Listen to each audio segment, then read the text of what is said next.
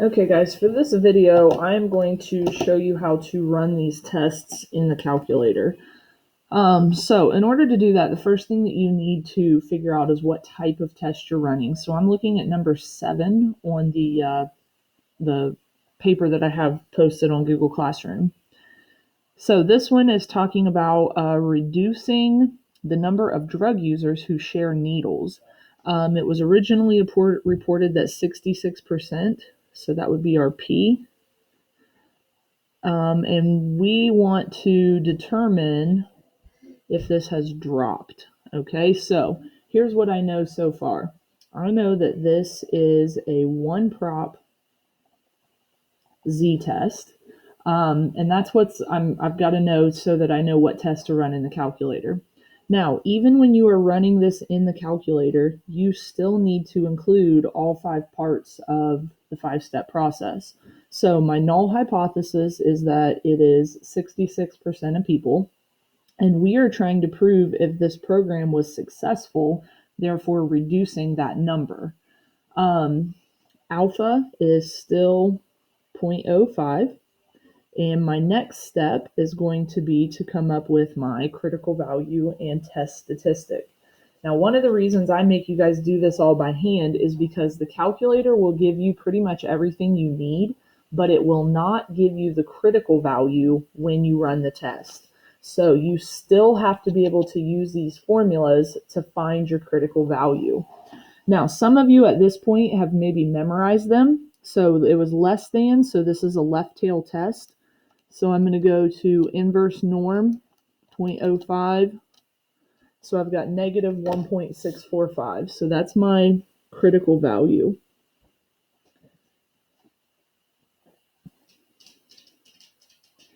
Okay, so now we used to have to do all this by hand. What we're going to do now is we're going to run this in the calculator. So if you go to stat, over to test, you've probably already seen these as we've been doing confidence intervals.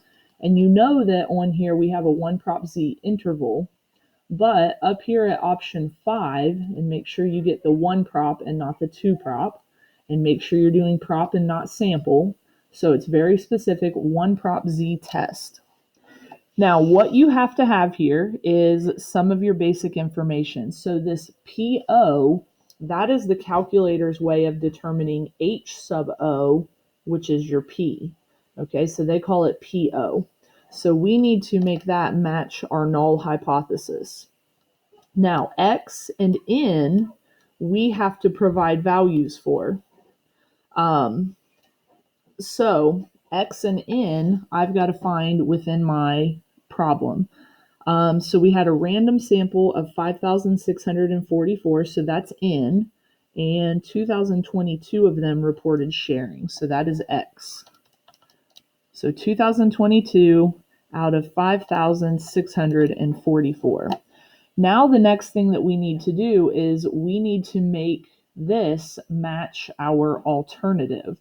So I don't know, for some reason people tend to overthink this.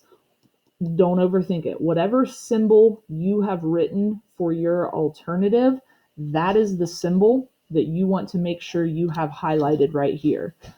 Okay, so we're saying it's less than P sub O, and P sub O is 0.66, so less than 0.66.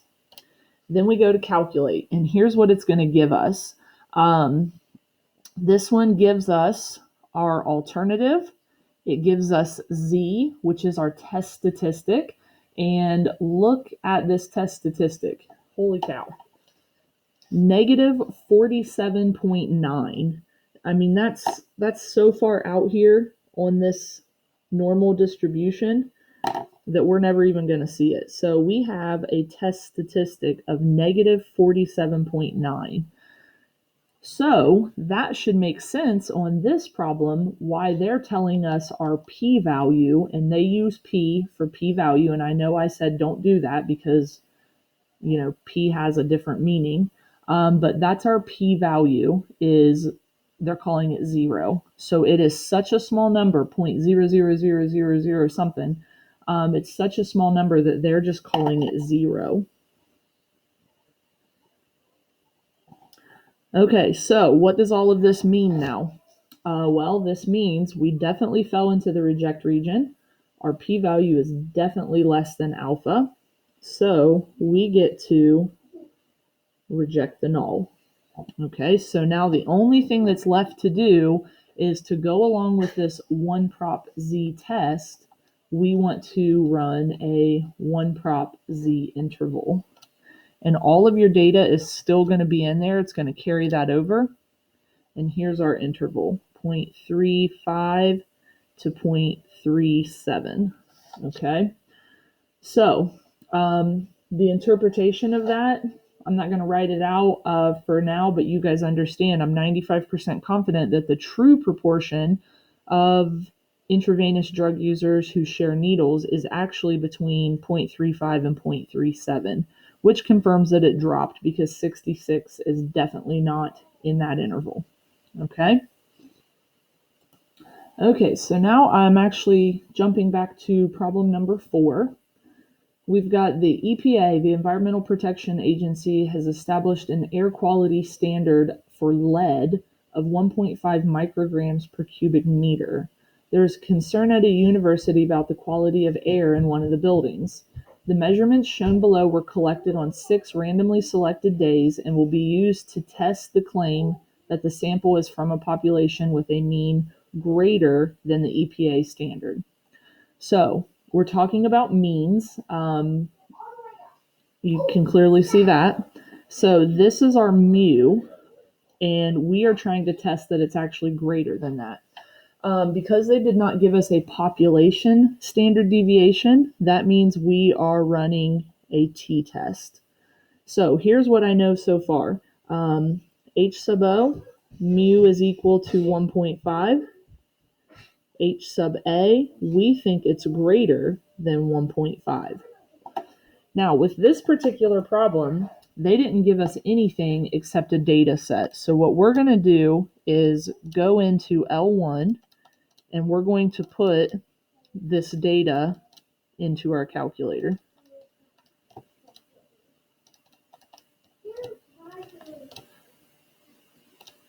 Okay, so now that I have this in here, oh, and I forgot my alpha. Now that I have this in here, we're going to come back to that in just a minute. I need to come up with my critical value, and we are doing a t-test.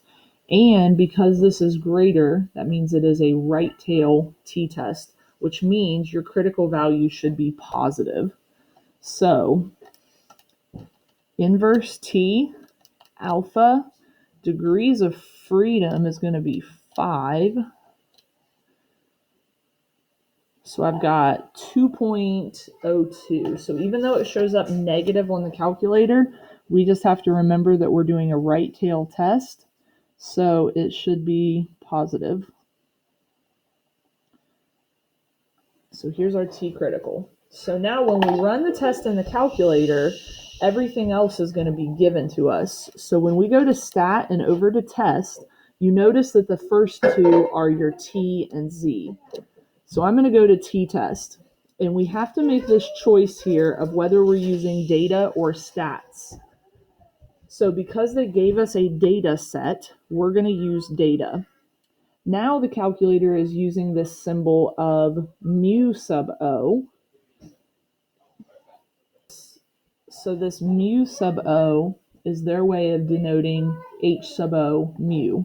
So that's our null hypothesis, 1.5. Our data was typed into L1, don't have to worry about frequency.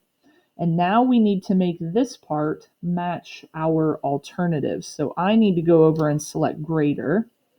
Then I'm going to calculate. So here's what I've got. It gives me t, which is my test statistic. It gives me my p-value. It gives me my x-bar and my sample standard deviation. So I have a test statistic of 0.05, which if you think about this normal curve, this is 0 in the middle.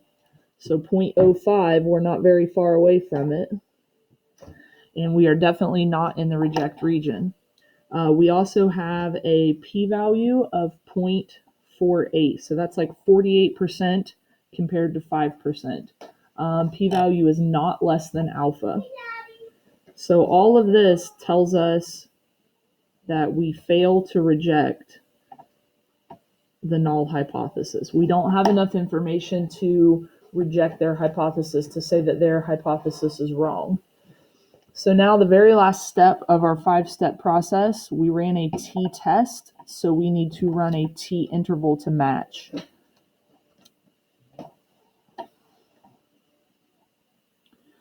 Now this one is pretty interesting because it goes from negative 0.47 to 3.5.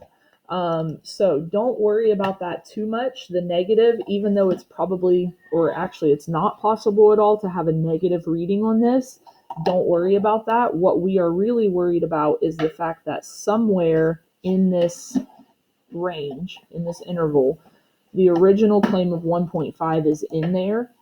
So we can't say that it's not 1.5 because 1.5 is in the interval, so it's possible that it could be 1.5.